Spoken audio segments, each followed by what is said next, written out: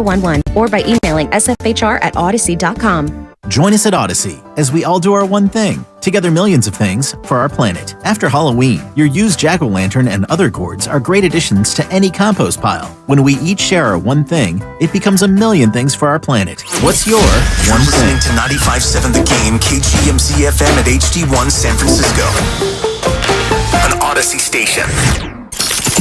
Good morning, area. It's time to wake up.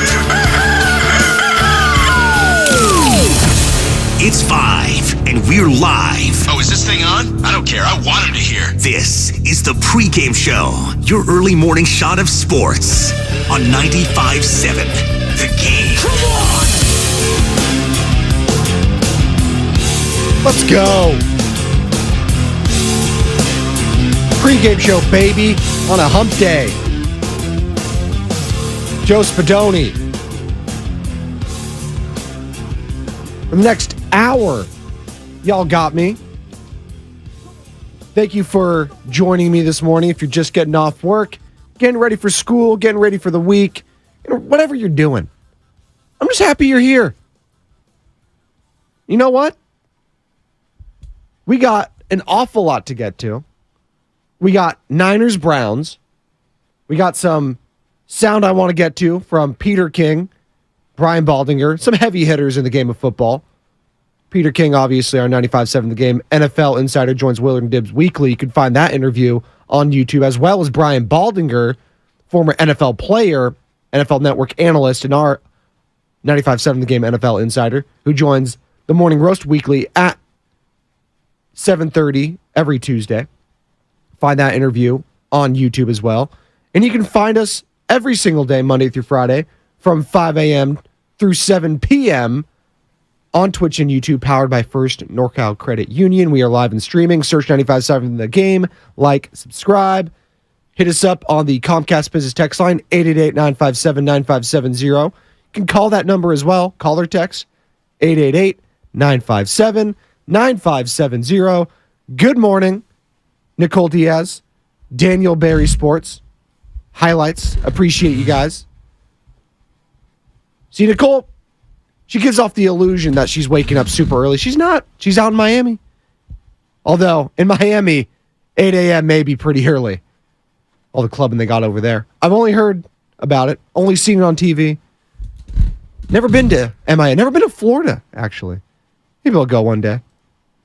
Maybe. I'm not a huge beach guy, but they got a lot of pools there. Find me by the pool. Oh, yeah. We're in business. You know who else is in business? Texas freaking Rangers. Bruce Bochy? Ever heard of him? Yeah, they're just going to an ALCS. First time since 2011. Remember those Ranger teams who went back-to-back to World Series? Maybe they're going back again. But this time, it's not Ron Washington at the helm. It's this guy. Right. I say it, he's an idiot. He's a competitor. Thanks, Boch. God, I missed you. And I'm sure Giants fans do too. You know, it's interesting watching this as this whole season played out and this Gabe Kapler era played out, this Farhan Zaidi era, whatever you want to call it. And then you see Bruce Bochy just come on in with the Texas Rangers. Like it was nothing. Like it was nothing.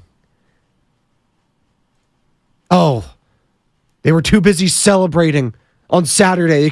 They didn't win the division. They lost to the Mariners, and then the Astros went, oh no. It's Bruce Bochy. You don't think he's been there and done that? 2014, ever heard of it? You know, just went into Pittsburgh, beat them, beat the Cardinals, just doing what they do.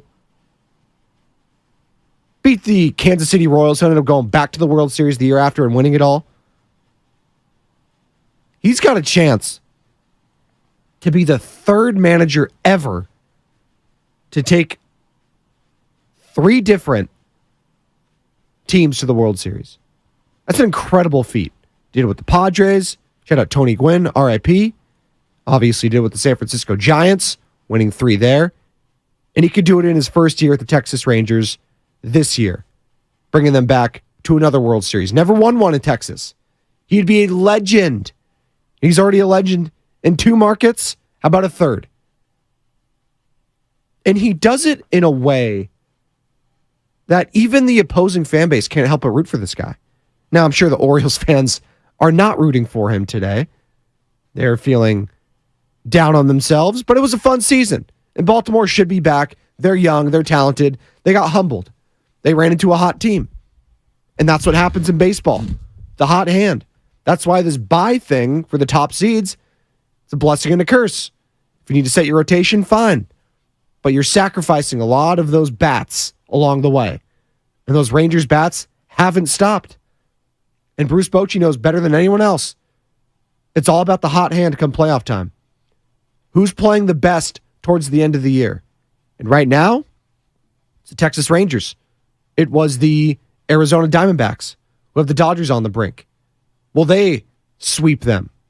You've got, the Philadelphia Phillies tied 1-1.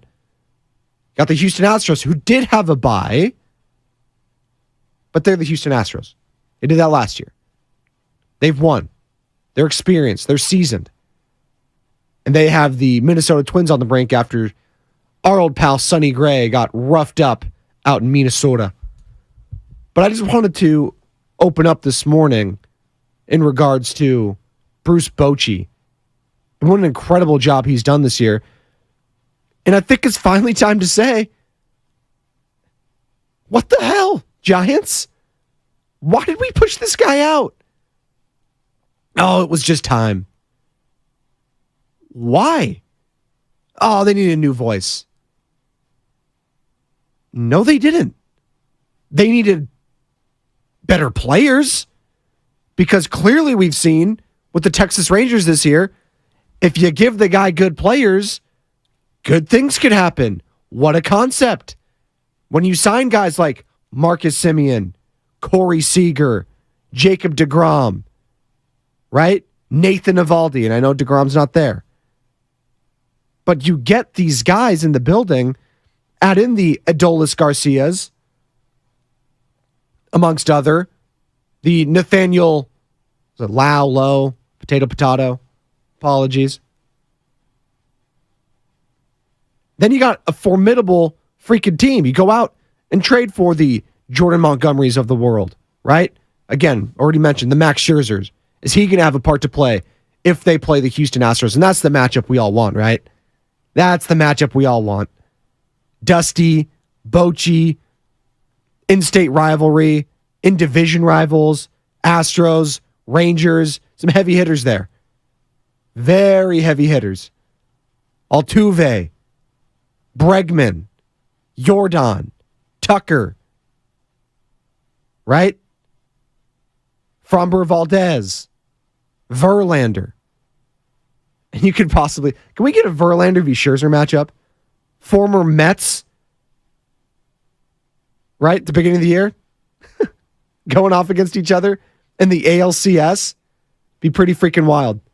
And former teammates with the Tigers. A's fans know all too well about that. Watching Sonny Gray yesterday, it pained me.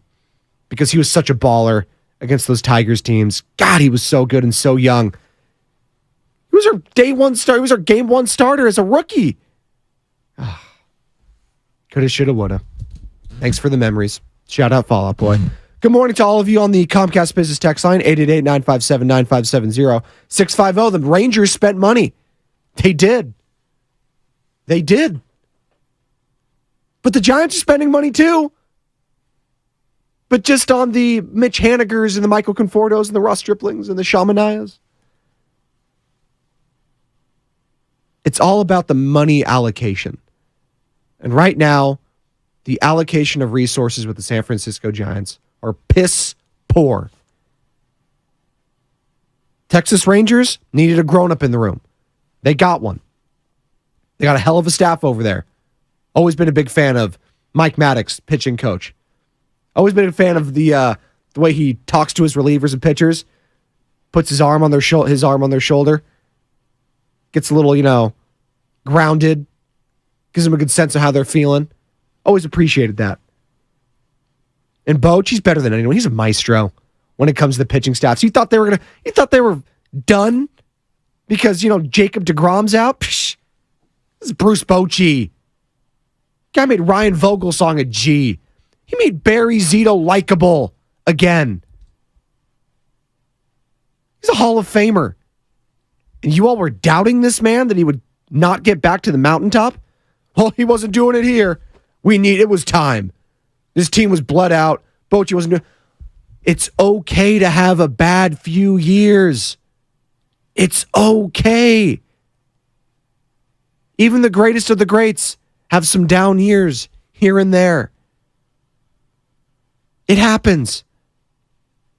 And to push that man out and basically have a goodbye celebration, I don't know. Watching this whole thing, if I was a Giants fan, it would leave a very bad taste in my mouth. And you could be happy for him at the same time while being angry at your own state of affairs. That's totally fair. It's just, how can you not watch the World Series and think, what the freaking hell? Are you thinking that, Giants fans? How are we feeling watching Bruce Bochy do what he just did? Taking his team to the ALDS, to the ALCS, and now a chance to go to the World freaking Series. Haven't lost a game. Dismantled the Rays and the Orioles. And if he beats the Astros, because I think we all think the Astros are going to move on in that series, that's a formidable freaking 1, 2, 3 in the AL. Those were the three best teams all year pretty much. And you just dismantled them? Potentially? I like their chances. Especially with the bats. I know it's all about pitching come playoff time, but bats are hitting, man. And you know that pitching staff well, having gone after them this season. And they finished well against the Astros. They finished very well against them. I know the Astros didn't finish the season well altogether. They did win the division. But, man. 650, yes to everything you said, Spadoni.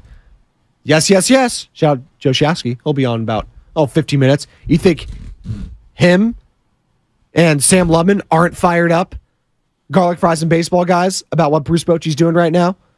You don't think this whole thing has been a major indictment on not only management and ownership, but on Farhan Zaidi, the guy who was going to bring in all these analytics front? Everything was going to be different than what Bochy was doing. Well, I'm watching the playoffs right now, and I'm looking around at the teams, and it feels very similar to what Bruce Bochy was doing a decade ago in winning World Series. Why did this need to change? It's just the way the league's going. You see what the Dodgers are doing. What the Dodgers are doing is getting smoked by the Arizona Diamondbacks. That's what the Dodgers are doing. And I get it. That's maybe, I'm looking at short-sighted. Yeah, they've won a lot of divisions. They've been very successful in the regular season. But you can't tell me that managing, not only with your gut, and this narrative that Bruce Bochy didn't use analytics is total BS and crap, by the way. He's been on this station multiple times refuting that, and that he hates the notion that he was just a gut guy, a feel guy. Because that couldn't have been further from the truth. He constantly looked at the numbers and tried to put guys in positions. The problem is we have gone so extreme with one side of the bracket that we forgot that there could be a balance, and there should always be a balance. Common sense in sports has been lost. We say that a lot in the NFL. Hell, Josh McDaniels on line one, head coach of the Las Vegas Raiders. But I'm fired up. I am, on behalf of Giants fans. And you should be pissed off watching the playoffs right now, thinking that guy should never have left the San Francisco Giants. He should have been able to leave on his own terms. And now people are trying to say it was a mutual parting of ways. Yeah, it was a mutual parting of ways after Bochy realized he was getting pushed out. So then he's like, okay, yeah, whatever, I'll leave. But he got pushed out. That man who had the rosiest of cheeks, by the way. If you guys are watching this on Fox, I was like, is this the camera? Is Bochy wearing a little blush now? He's got the little rosy cheeks. Like a little Santa Claus, a little Saint Nick action. Why do I feel like Bruce Bochy, by the way, is 75 years old? He's only 68. Gave the guy way too many years on his number. Apologies, Bochy. Apologies. I say he's an idiot. Sorry. Right. Love that, man. Good morning to all of you on the YouTube chat. El Guero, Dante, 559er, EJ, Double March. And we'll get back into the San Francisco 49ers, I promise. But you just can't watch the MLB playoffs, and there's nothing else on last night except for the playoffs. Joe Davis doing a hell of a job. John Smoltz, by the way, I'm not one to crush the media, but going out and I was listening to the game. I think it was like the fifth inning. Rangers were already up 6 runs, maybe 6-1, something like that. You know, and this is John Smoltz, obviously Hall of Famer, former Atlanta Braves pitcher, World Series champion, Fox Sports.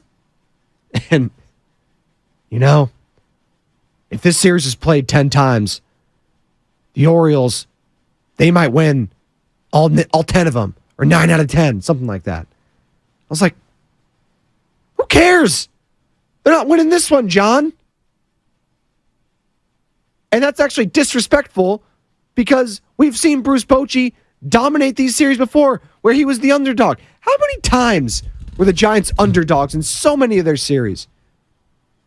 All of the World Series, if I'm not mistaken, right? This guy has been counted out, and his teams have been counted out time in and time out.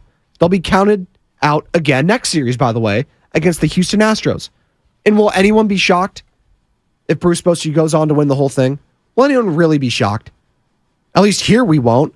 The Nationals are like, wow, where did the Texas Rangers? Bochy in his first year. Yeah, but have you been paying attention to what this guy does? He puts players in the positions to succeed. And by the way, he's got a legit guy he could lean on in a must-win situation in Nathan Eovaldi. I believe teams where Nathan Eovaldi, he's not bald, by the way. Brian Baldy. I'm all over the place. It's all right. I'm fired up for Bruce Bochy. Games that Nathan Eovaldi has pitched, teams are, in the postseason, teams are 10-3 in the games that he has pitched for said teams. Red Sox, Rangers. They're 10-3. Guy's a big game pitcher. He gets up for it. And he doesn't lean on his fastball. That's the thing with Eovaldi. He's got all the different off speed. He's got that biting slider. He's got the curve. He's got the split. He's got everything. And there were so many 0-2 counts. And once you get ahead of these guys, I don't care who you are, good pitching will always beat good hitting. So maybe the Rangers will run into some great pitching. But the Rangers, you know, I think they've been just as impressive as everyone else with their staff. Like, who has blown you away in these playoffs with their pitching staffs? Diamondbacks? Okay, been good. Phillies and Braves? Been good. Rangers are right there. Astros are right there. No one's been dominating with their pitching is all I'm saying. So I would not be shocked, and I don't think anyone here in the San Francisco Bay Area would be shocked if this team indeed does go all the way. We'll continue to take your calls and texts on that and the Texas Rangers. Good morning, Alex in Atlanta. Hey, no swearing, Alex. No swearing. I was so caught off guard. Alex in Atlanta, obviously, a morning roaster. And I run the board for the morning roast. Technical producer. One of the great perks of this job, being able to host this show with all of you and then going into be a part of that one. We're doing numbers. We're crushing it. But Alex in Atlanta, a frequent roaster. Hell, this guy has his own name on the show. I shall rise as the knight of numbers for the king. Go to Alex, talking Niners Cowboys. This guy drops an S-bomb. Alex. Threw me off guard, buddy. I go and hit the dump button. Then maybe I shouldn't be saying this at 5:19 a.m. Hopefully the FCC's not listening. Find Come to find out the dump button, it doesn't work. The dump button didn't work. So we had to fix it. We're moving to a new building. There's some technical difficulty. It wasn't my fault. I had witnesses that I hit the dump button. But it didn't even work on the radio end. So not only did we have unfiltered content on YouTube and Twitch, but also a radio dial in the Odyssey app. Man. Alex. Broke my heart. I'm just kidding. It's all right. It happens. We'll give you a mulligan. You know who we're not giving a mulligan to? Dan Orlovsky, ESPN, for this take on Brock Purdy. If Mac Jones was in San Francisco, he would be playing like Brock Purdy. I actually agree. Oh, God, no. Yes, dude. No, there's no chance. He'd be better than he is, but if you think he's going to play like Brock Purdy, Rex. you haven't paid attention to Brock Purdy. Rex. That is a slap in his face. No, it's not. He's not just a system quarterback. Did we pay that guy's attention? playing like Joe Montana, not Joe Montana, like this guy's playing. Stop, Dano, stop. That was Rex Ryan, former defensive coordinator, former head coach. Calling him Dano, by the way. I get it. Dan Orlovsky, Dano. Mac Jones would be doing this with the San Francisco 49ers. Now I understand the premise. And what was cut off there was that Dan Orlovsky was basically saying Mac Jones wasn't a scrub his rookie year. Mac Jones was pretty good. And we were thinking, man, did the Niners make a mistake not getting him? Should they have gone after Mac? Should they have done the Trey Lance thing? Should they have gone after Mac Jones? Well, the rumor was that Kyle really liked him. So I could understand, the concept of, hey, if Mac was in this system from day one, this is exactly who he would be. I can understand the concept. The problem is, when you say it right now, with how bad Mac Jones has looked, it kind of paints Brock Purdy as a quote-unquote system quarterback. What he is doing is a product of the system, not his actual skill set, which couldn't be further from the truth. This guy is throwing dimes. This guy is standing in the pocket. He's extending plays. He's finding the open man constantly. He is putting it in the perfect place for his yak bros, if you will, the Debos, the Ayuks, the George Kittles. He's doing all of that. And he hasn't been phased coming off a major arm injury on his throwing arm. All while not having the greatest, quote-unquote, arm strength.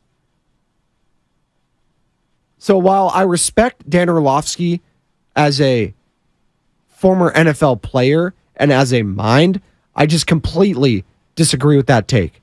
I think it's completely ludicrous to say right now, if you plugged Mac Jones into this team, he'd be doing that. Mac Jones damn near threw 4 pick sixes against Dallas.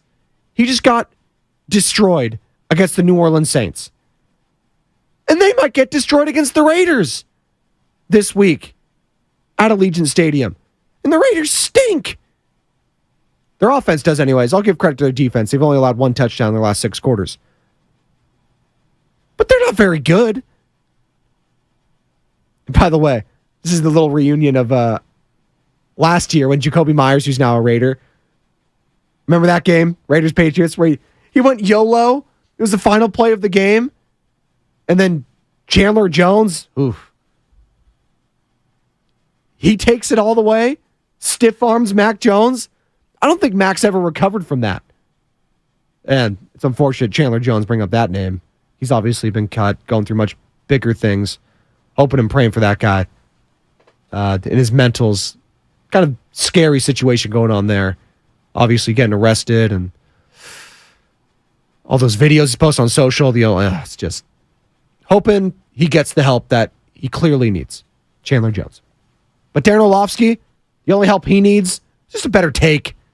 Come on, Dano. What are we doing here? From the 415 on the Comcast Business text line, 888-957-9570. Dramatic pause, sorry. What is the main reason for these so-called TV heads hating on Brock? I don't know if it's hate so much as it's skepticism still, because they're just leaning back on, well, he needs to do it again and again and again. It's the constant goalpost moving. And that's what it's going to be until this guy wins a Super Bowl and then does it again and then does it again. You know, I like to bring up Tom Brady, not, comparing the play on the field right now, but just the constant doubting of that man because of where he was drafted. What did they do every single Super Bowl that we've all watched? Because we've watched Tom in 10 of them since the 2000s. So we all are familiar with the combine picture, the baggy shorts, unathletic body, running like a 6-second 40 time. We're all familiar with it. They do that on purpose because they're trying to create this narrative that just shouldn't be happening.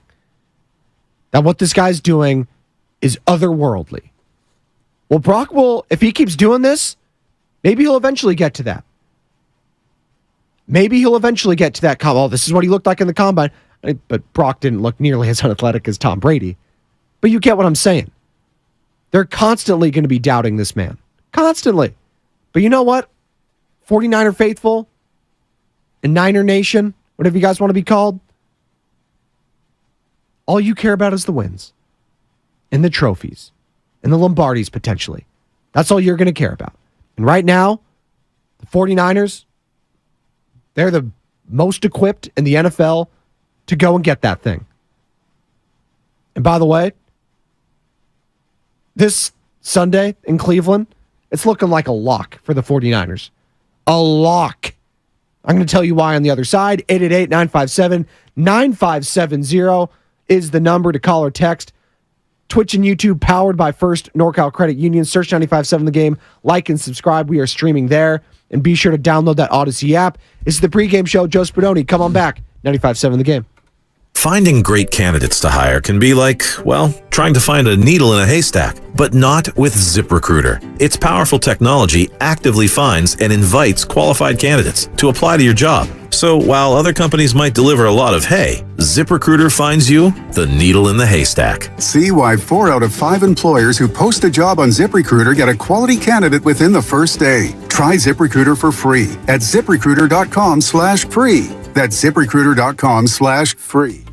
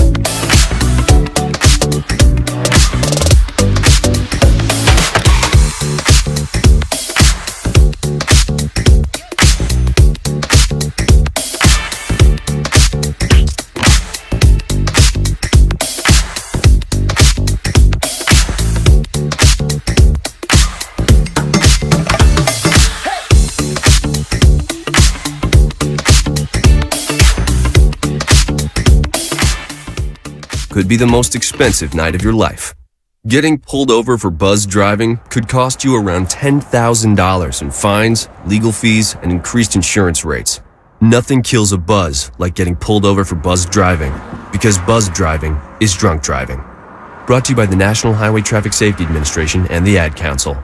Now, back to the pregame show on 95.7 The Game.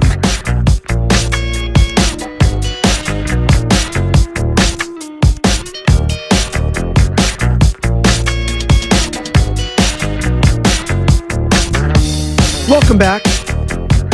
Pre-game show, Joe Spadoni. Feel Good Inc. on a Feel Good Wednesday, not a Friday. But it's a hump day. Shout out to the YouTube chat. Ashley Murphy, part of Niner Empire. Mellow Gus, Luis Robertson. Dano wishes he could have had a situation like this. Nicole Diaz. It's pretty early when your favorite NBA team is on the other side of the country, and games are at 10 p.m. in the East Coast and end at midnight, Joe. That's true. Nicole Diaz, huge Dubs fan, referring to her living out in MIA. I appreciate you. Nicole's always coming in. Her, Ernie, Dante, EJ, all y'all. Double Marge. The pre-gamers, man. Hey. And the pre-gamers, who a lot of you guys are also roasters, if not all of you.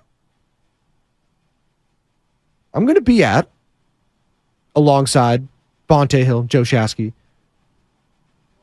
Steiny Goo, Willard Dibbs, the 95.7 The Game Warriors preseason summit next Wednesday, October 18th, Fieldwork Brewing out in San Leandro, the Dro.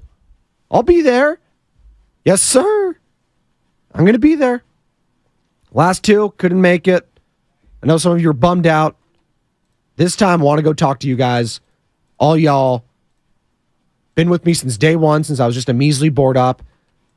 Appreciate you guys hitting me up on Insta, on Twitter, everything. You guys are awesome.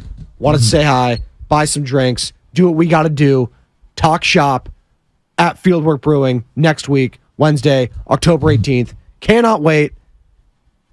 There we go. Ashley Murphy, 1985. Spadoni, funny coincidence. What's the coincidence? Did I say something that's a coincidence? I digress. You know what's not a coincidence? As I segue back to the 49ers. It's a little aggressive, sorry. It's not a coincidence. Brock Purdy's play. And Brian Baldinger of the Morning Roast yesterday. Find the entire interview on YouTube. Search 95.7 The Game. Like and subscribe. Brian Baldinger every week. He talks about Brock Purdy separating himself not only from other quarterbacks, but he's starting to separate himself from every single player in the league. What? He's quickly separating himself, not just from, I don't even know how anybody could watch and see what he's doing right now and say anything is ordinary or plug another guy in there. I just don't see it. I mean, he's separating himself from just basically every player in this league. Mm-hmm. I mean, forget about the quarterback position. He's playing a position higher than anybody's playing any position. He just took apart the number one defense in football, a team that had been living off turnovers, off of defensive touchdowns, and he didn't give them a chance once to have any of those kind of splash plays. And the guy simply doesn't make a mistake, which is just almost impossible to play the game. That's an MVP right there, is what Brian Baldinger just described. Wrap it around your minds, folks, if it already hasn't. Mr. Irrelevant is going to be the MVP this year. Sorry if that's too hard for some of you to accept. Mr. Irrelevant will go from, Mr. Last Pick to Mr. Most Valuable Player.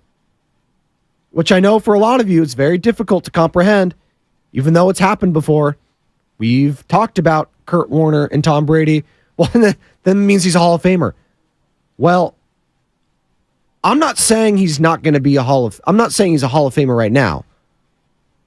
But if he wins MVP this season, wouldn't you have to say he's on a Hall of Fame trajectory? Right? I mean, his first full season in the league, potentially? Now, maybe I'm getting ahead of myself. It's, we're coming on week 6. But I'm looking at the schedule right now as we pull it up, and the latest news on Deshaun Watson, if you haven't heard that, Ian Rappaport, NFL Network, bruised rotator cuff. He's unsure that he's going to even play this week in Cleveland, coming off a bye. Would they go with the rookie out of UCLA?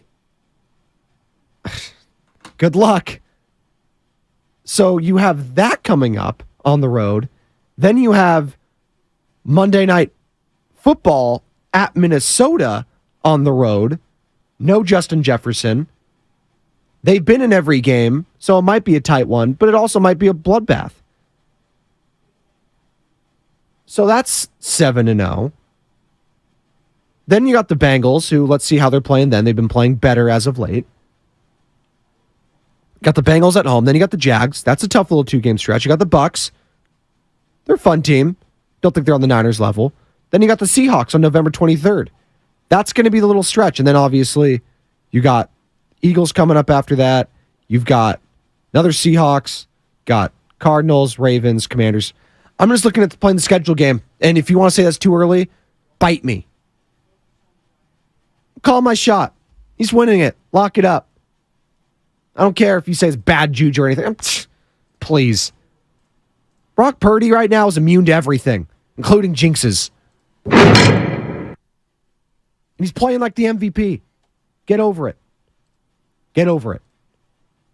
Peter King, 95.7 The Game, NFL Insider, talking about Brock Purdy's attitude when it comes to the doubters. Plus, he thinks he would win MVP if the season ended now. I've not asked a soul, but there are 50 voters. I certainly would vote for him. He's the leading quarterback in the NFL, playing for the best team in the NFL. It's hard to imagine that he wouldn't win it. There you go. More from Peter talking about his attitude. It's hard to be more impressed with a guy's attitude because he's totally unimpressed with himself. He doesn't care what anybody else thinks in the outside world. I said, you still have skeptics out there. And he smiled. And he said, hey, it's all good. It's football. I mean, his whole point was, of course there's going to be skeptics. 9 jillion people cover the NFL. So everybody's not going to love you, no matter how good you are. And he just has, Brock Purdy's he's an adult. He's an adult. It's a great way of putting it by Peter King there. He's an adult. He's seasoned beyond his years. And, we usually talk about this with a lot of players and quarterbacks like Joe Burrow, right? Very calm, cool, collected, an adult-like presence when he first joined. Andrew Luck, Peyton Manning, those guys. All those guys were first-round picks, first overall picks. That's usually what that's reserved for. Now, a lot of the guys you get later in the draft, either you're going right for skill set, hype, this guy flashed, or you're going for a 4-year, 5th-year starter. Guys that are grown-ups, are adults, seasoned veterans, know how to command an offense, played in a lot of games. And then you're looking for those intangibles, right? That leadership quality. That's what Brock Purdy has. He's got the trust of a lot of teammates that, listen, maybe it's too early to be smelling Canton, but I'm smelling all-decade team for Fred Warner Jr., George Kittle, amongst others. And he's got the respect and command of that offense and that locker room. It speaks volumes. It really does. We're up against it here. We got one more break. Come on back. More Baldy, more Peter King. And wait till you hear what Todd McShay said about Brock Purdy and why he compares him to one of the greatest quarterbacks of all time. Interesting. Todd McShay, obviously, ESPN, NFL Draft, him, Mel Kiper. Guy knows his stuff when it comes to quarterbacks. You're not going to want to miss this. Pregame show, Joe Spadoni, 95.7 The Game. Made to Shine. Real stories from Shane Company customers. They were all there. My grandparents, all the cousins. I was the first one in my family to graduate from college. They were so proud. After the ceremony, my mom gave me a necklace with my birthstone. I wear it every day. Sometimes I even think it carries a secret superpower that when I wear it, everything will be okay. We carry the widest selection.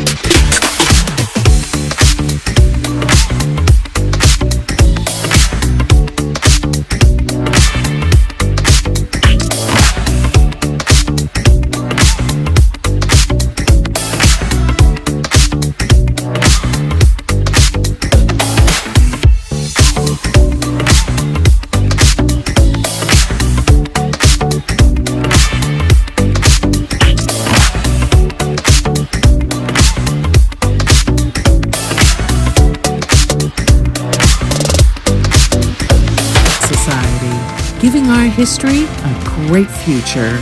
Become a member today. Now, back to the pregame show on 95.7 The Game.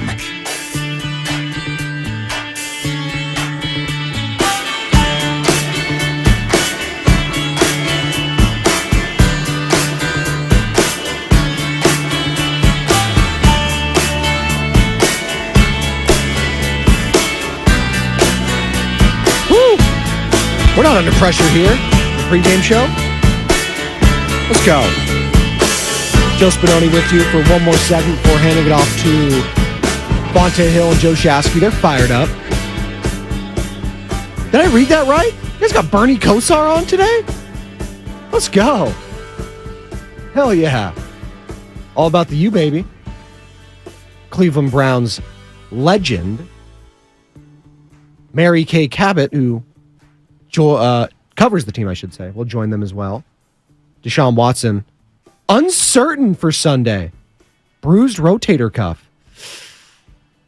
Tough. Tough for whoever quarterback is going to come in and go up against Hargrave and Warner and Bosa. I'll say this, though, for Cleveland. Their defense is also legit. Their defense is legit. Denzel Ward, Myles Garrett. Who's my guy? Jeremiah. 2 last names. Apologies. Don't mean to be disrespectful. From Notre Dame. Remember, wanted the Raiders to get him, but they didn't. It's a good linebacker. So, last segment, we were, kind of talking about why and what makes Purdy so damn good. And a lot of what we said was not physical traits. Upstairs, the mental game, the mental aspect. Being an adult, what Peter King says. Doing all the little things. Maximizing every inch of his skill set. Well, here's Todd McShay, ESPN, NFL draft expert. And this guy, you all know Todd McShay. Todd. We all get it. Guy's been around a long time. Say what you will about his mock drafts, anything like that. The guy watches and studies tape and watched, I'm sure, hundreds of thousands of Brock Purdy snaps. Here he is talking about Brock Purdy on the Ringer podcast with Ryan Russillo. He's making 6 to 10 throws, let's say, per game that I would call like special throws where it's not Shanahan scheming things up. It's not an easy throw. It's not, Kittle running open down the seam. It's not McCaffrey, get on a wheel route where he just outruns the linebacker. What he's making throws where it requires anticipation and layering the football. I think the question was, is it all Shanahan scheming things up? Is it because they have, Ayuk and Debo and McCaffrey and Kittle and all these weapons? Or is this guy just pretty freaking good? And last year I questioned it. Now, he's pretty friggin' good. Like, remember Tom Brady? You were here. We were both Boston guys, and we're around for. They weren't winning despite him early on, but they were protecting the hell out of him. Here's part 2 from McShay comparing what he just alluded to, Tom Brady's offense, with Brock Purdy's offense. Like, they led the league in throws to their running backs. Throws within 5 yards. And then he would have a great 2-minute drive at the end of the game. He would do something special. But early on, like that first Super Bowl, it was defense and being creative offensively. And I think that's kind of what Purdy was last year. And now I'm not saying he's Tom Brady, but I'm saying you see the evolving of a guy that you draft late. You're not sure what you can get out of. And you wake up one day and like, holy this guy's one of the 10 best quarterbacks in the league. And we got McCaffrey and Kittle and Ayuk and Debo. Like, that's what's different to me. Like, they can lean on this guy when they need to versus we got to kind of manage things. I think that's going to be the final piece for a lot of the hater puzzles. And I shouldn't say the word hater because I hate using that word because there are people that are actually out actively trying to hate on the guy, which I think is whack. But there are some legitimate skeptics out there. I don't think Dan Orlovsky's a dummy. We just heard from him earlier. The guy watches and studies a lot of film, former NFL quarterback. I respect his opinion. I disagree with it, but I think a lot of people still think he is a product of a system. Todd McShay doesn't believe that. He believes that you could lean on Purdy when everything else isn't working, the running game's not working. You have to, adjust on the fly. And that's the mark of a great quarterback. Not a good, a great quarterback. In the final few minutes of a game, can I lean on this guy to bring us to the promised land and get us home with a dub? And I think we're still waiting on that one signature kind of game and performance where he is, it's low scoring, hard hit, heavy hitting.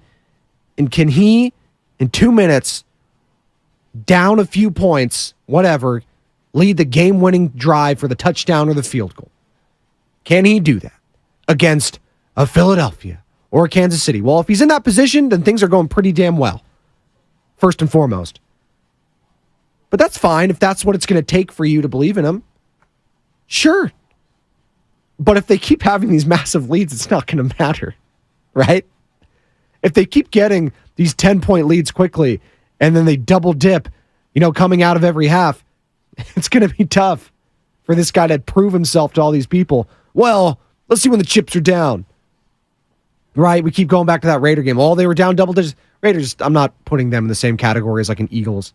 The Raiders blew so many double-digit leads last year.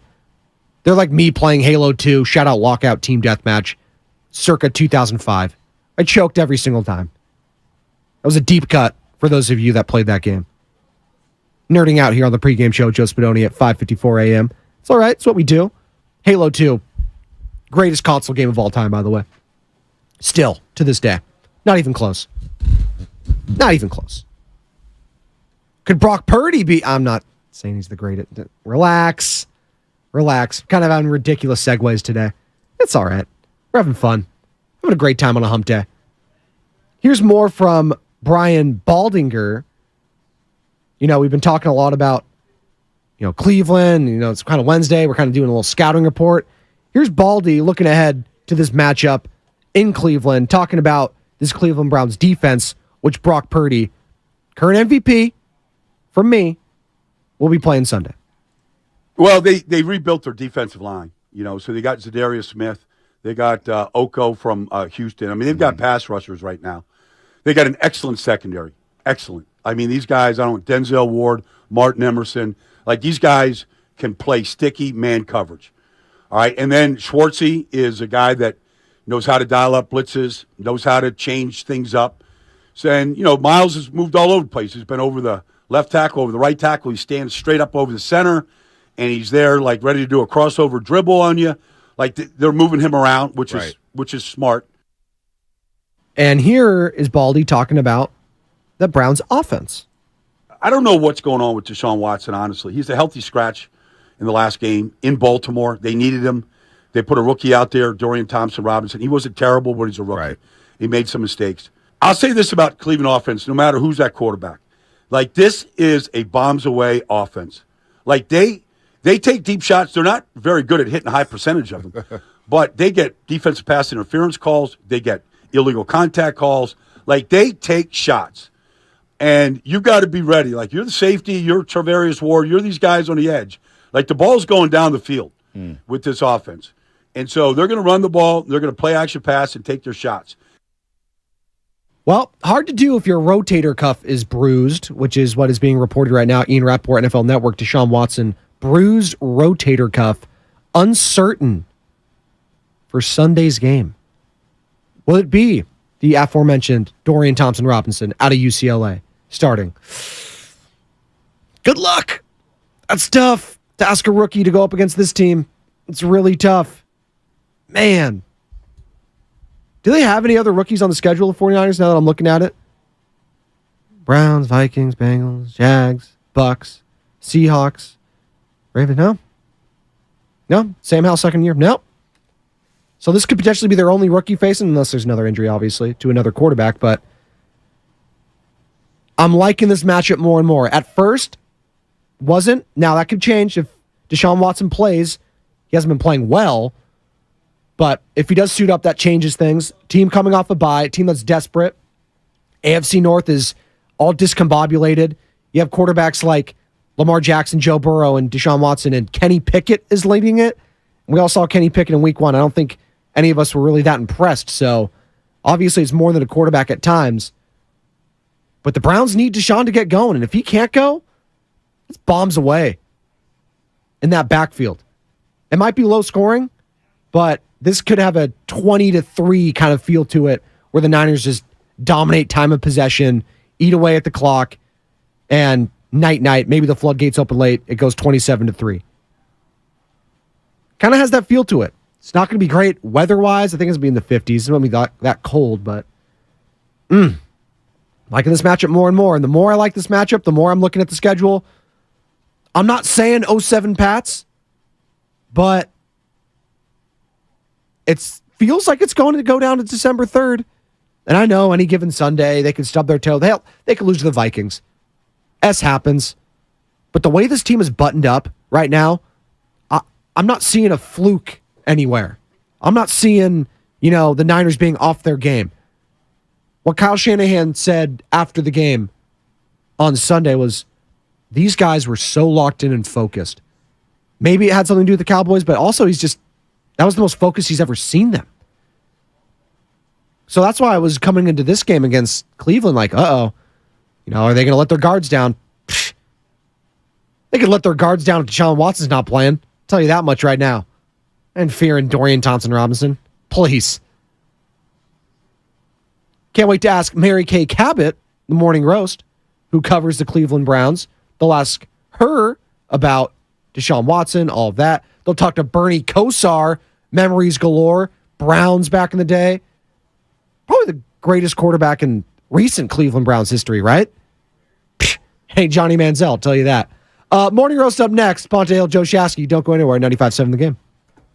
You're listening to 95.7 The Game, KGMZ FM and HD1 San Francisco. Always live on the free Odyssey app, Twitch, and YouTube. Powered by First NorCal Credit Union. Are you facing the daunting aftermath